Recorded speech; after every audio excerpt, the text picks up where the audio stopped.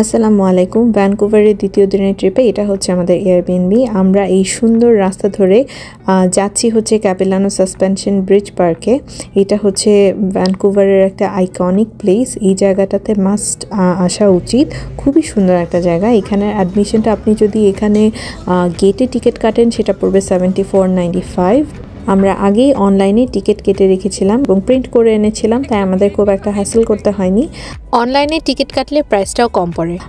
ঢুকেই আমরা ফার্স্টে কিছু ফটোশ্যুট করলাম অ্যান্ড দেন এই সাইডটাতে ক্যাপিলানোর এই রেইন ফরেস্টের হিস্ট্রিটা এখানে লেখা ছিল, সেটাই পড়ছিলাম আর ঘুরে ঘুরে দেখছিলাম। খুবই সুন্দর আসলে নেচারের এত কাছে থাকতে পেরে, এবং নিচে একটা লোয়ার ওয়াটারফল আছে। এইখানে নেটিভদের স্টোরিটা, এই নৌকা ধরে কিভাবে ওরা আগে যাতায়াত করতো সেটার ব্যাপারেই স্টোরিটা লেখা। দেন আমরা চলে যাচ্ছি মেইন সাসপেনশন ব্রিজের দিকে। এই ক্যাপিলানো সাসপেনশন ব্রিজটা প্রায় 230 ফিট লম্বা, প্রায় 70 মিটার।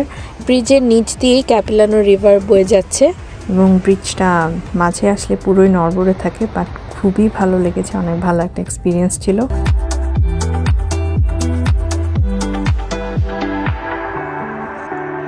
ক্যাপিলানোর সবচেয়ে সুন্দর ব্যাপারটা হচ্ছে এই রেইন ফরেস্টটা, যে এত সুন্দর নেচারের সাথে আপনি কানেক্টেড হবেন, এবং একটু পরপর হাঁটার যে ট্রেল ধরে হাঁটার যে রাস্তাটা, সেটাও অসাধারণ আর কি।